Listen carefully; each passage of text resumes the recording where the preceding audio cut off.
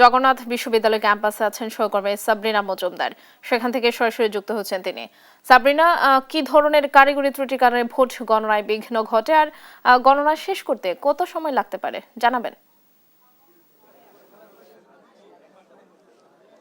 শেফালী, চকসু যে নির্বাচন হয়েছে কালকে, যেখানে ভোট দিয়েছেন আসলে ভোট যারা যারা ভোট দিয়ে 16,665 জন, সেই যে প্রথম যে নির্বাচন, সেই নির্বাচন ঘিরে কিন্তু এখানে যে শিক্ষার্থীরা যারা আছেন তাদের মধ্যে কিন্তু আসলে আগ্রহের কমতি নেই এবং আগ্রহের জন্য আসলে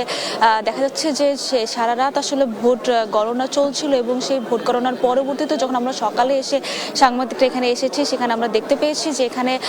শিক্ষার্থীরা যে যেভাবে পারেন এখানে এই অডিটোরিয়ামে কিন্তু তারা বসে আছেন এবং তাদের সামনেই কিন্তু আসলে নির্বাচন কমিশনের এবং যারা যারা এই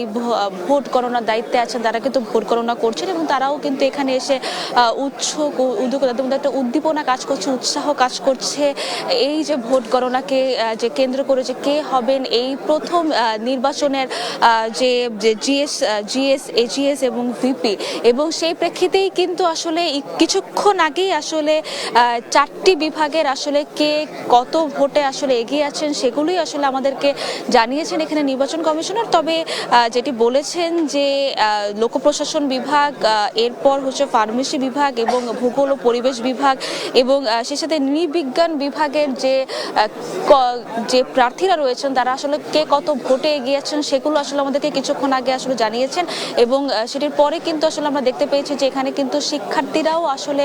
আসতে শুরু করেছেন, যেহেতু সকাল থেকে আবারও আসলে ভোট গণনার যেহেতু কার্যক্রম রাত থেকেই চলছিল। তবে একটি যে বিষয় জানিয়ে দিতে চাই যে রাতে যে ওএমআর এর যে সমস্যাটি ছিল, কারিগরি ত্রুটির কারণে যে বন্ধ ছিল 9টার দিকে, সেটার পরবর্তীতে যে 1টার দিকে থেকে যে ভোট গণনা শুরু হয় সেই ভোট গণনা কিন্তু এখনো চলছে। তবে কিছুক্ষণ আগে যে বিষয়টা আমাদের জানিয়ে দিয়েছেন যে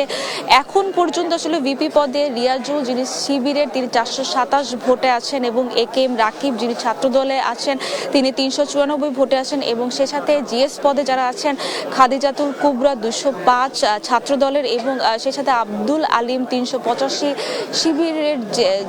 যিনি আছেন প্রার্থী হিসেবে, এবং সেই সাথে এজিএস পদে তানজিল 321 ভোট এবং মাসুদ ছাত্র শিবির 405 ভোটে আসলে এগিয়ে আছেন। সব মোট যে ভোট গণনা সেটি আসলে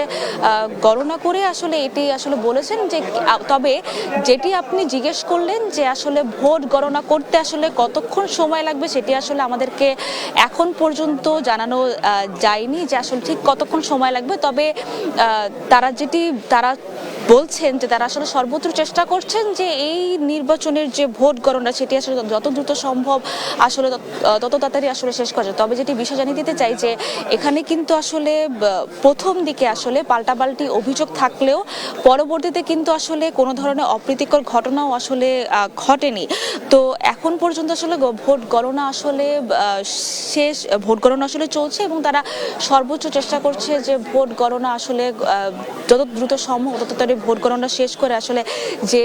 শিক্ষার্থীরা আছেন যারা আসলে যশোর নির্বাচন নিয়ে উৎসাহে উদ্গ্রীব হয়ে আছেন তাদেরকে আসলে এই প্রথম আসলে জিএস পদ বা ভিপি পদ এবং এজিএস পদের আসলে কে হচ্ছে সেটি দেখার জন্য। তো এখন পর্যন্ত এই ছিল জগন্নাথ বিশ্ববিদ্যালয়ের নির্বাচন থেকে সর্বশেষ। শেফালী।